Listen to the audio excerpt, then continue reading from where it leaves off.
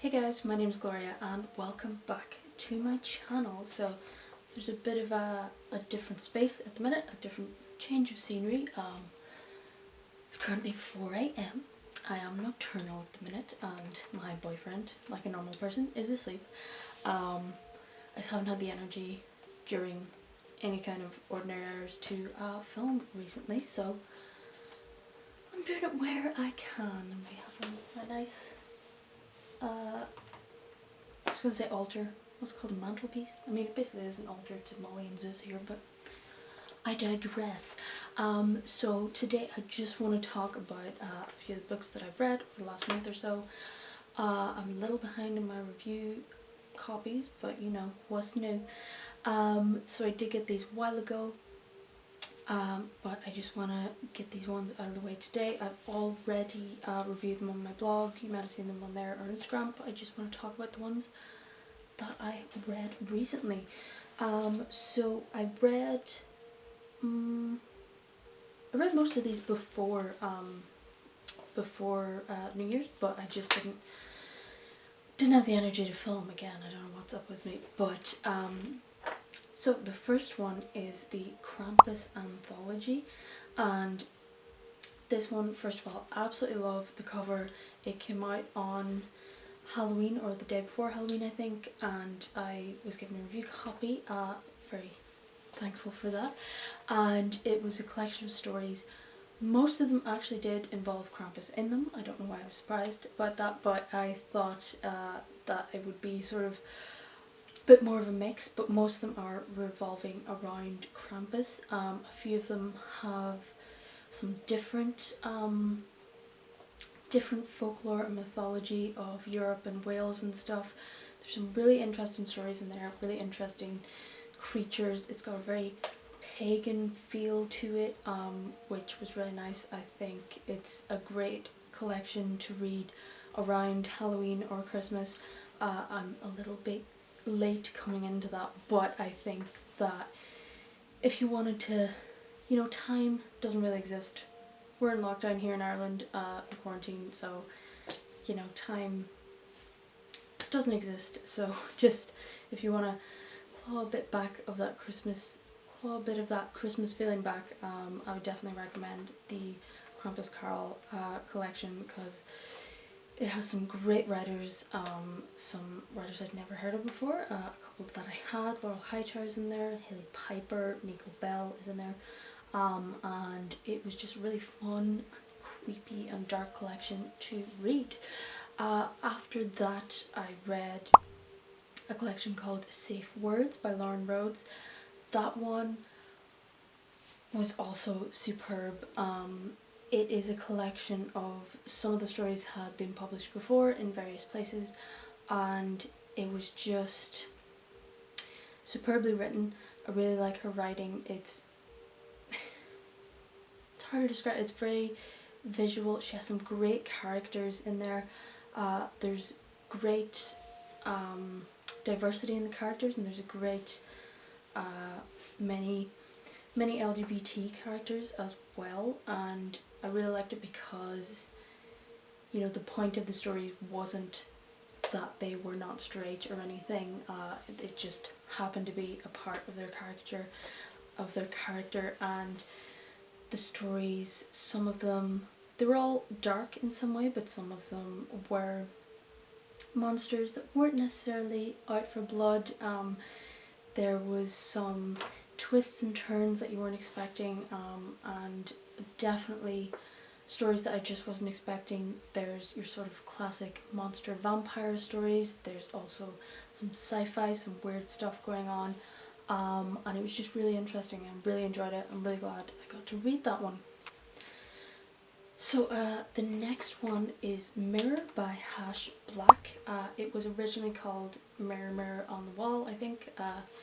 Mirror is an odd word for me to say. This one was a little bit difficult for me to get through. I had to actually go back and read it again because I just didn't really get how the story fit together.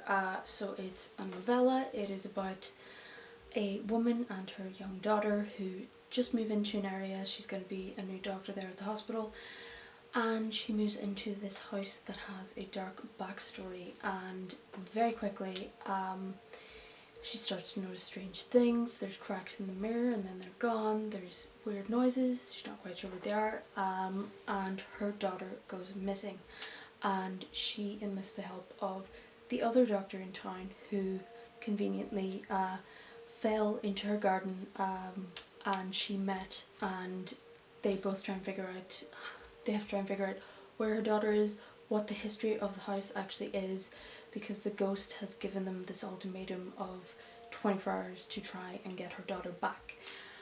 So it is a haunted house story. It all moved very, very quickly for me.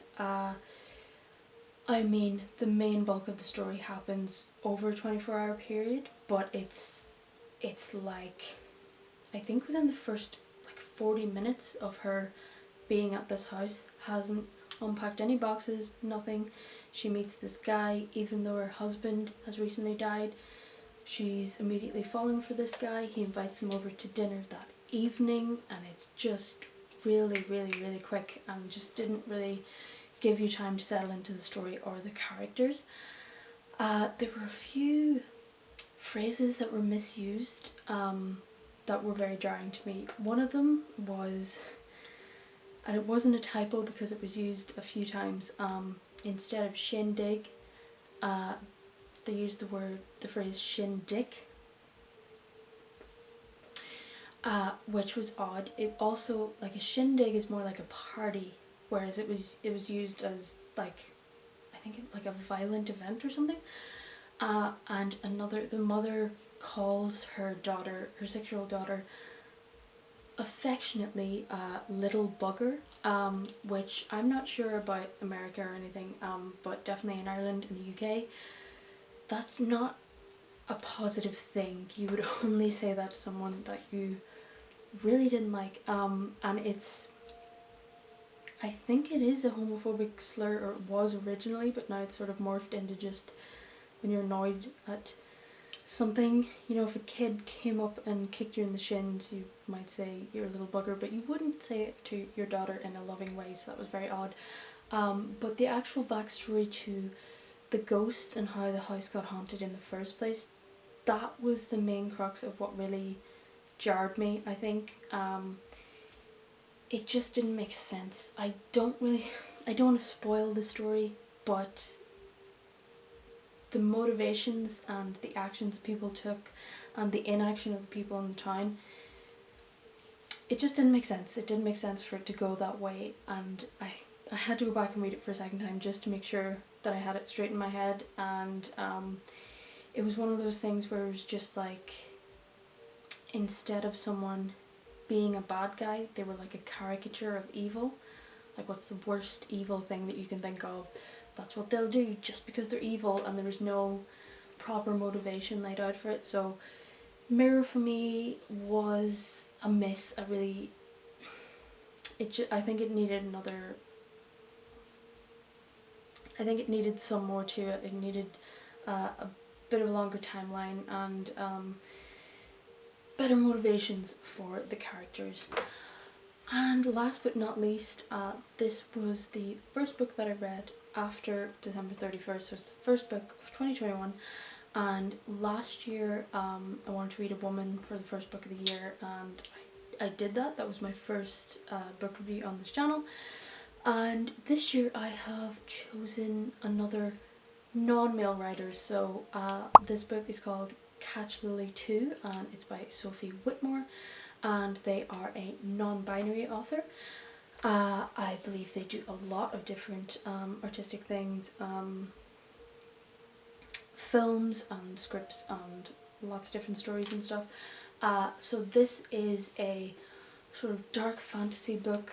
It follows the story of Lily, who is an immortal being who has been travelling across the world for centuries, probably millennia, and she is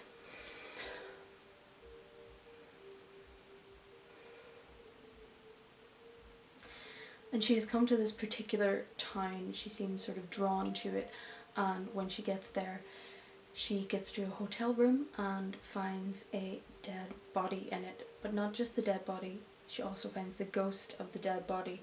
And the inn is run by a sister and a brother. The brother just happens to be a necromancer and the sister a witch.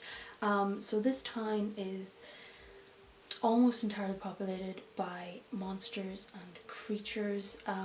There is an Ekiak. I'd never heard of it before. Very interesting creature. It was half caribou, half man, I think. There's vampires, there's zombies, there's a whole plethora of these strange creatures. But there's also seems to be a killer on the loose, and they've been killing ordinary people in the town, but they've also been killing immortals, which is freaking out all the monsters in the town. The young man who died, who is now a ghost, sort of following Lily around, is begging her to try and figure out who this killer is, because one of the victims of this killer was a young girl with learning disabilities that he was helping to teach, and he feels very badly that she died. So Lily is sort of going around trying to figure out who the killer is, trying to figure out the different the politics of the town and the people in it, and also she's incredibly depressed. She's in this horrible depressive state of being alive for so long, and she's trying to figure out what she wants to do with the rest of her immortal life. So I really enjoyed this one. It was very interesting. Again, there's a lot of queer characters in this, trans, gay, non-binary, all kinds, and it was great to see that in it. There's a lot of cool monsters in it. The only real qualm that I had with the book was that there are people in the town, just ordinary people, who don't know that there are monsters about, but you never really get to see them.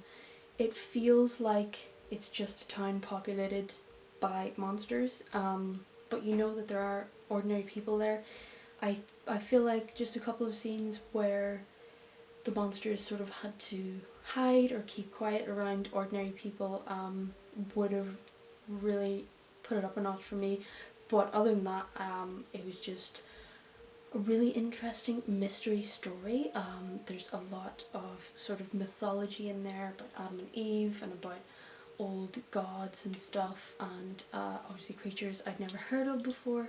So I thought it was really interesting. I think there's possibly another one coming out. I think it is in a series, so I'd be interested in getting hold of that as well. I think Sophie Whitmore has a lot of great talents as a writer, and I'd be definitely happy to read more of their stuff in the future. So those are the books that I read the past couple of weeks. I have read a few more now, and I will have hopefully caught up on my review books in the next week or so, and be on to my physical books as well. I have a lot of those going on.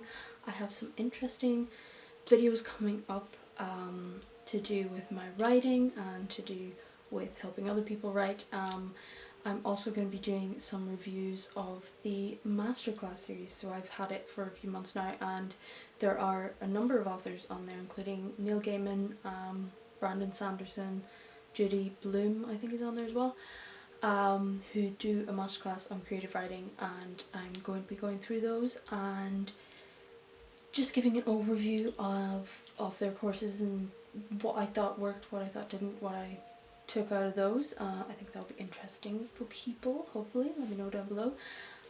So thank you so much for joining me in this rambling video where I'm wobbly because I'm standing, and I'm also really out of breath for no reason. But thank you for being here. Thank you so much for subscribing. If you like what I'm doing here, you can like and subscribe down below for more book reviews, more authorship, more writing stuff, and I shall see you in the next video.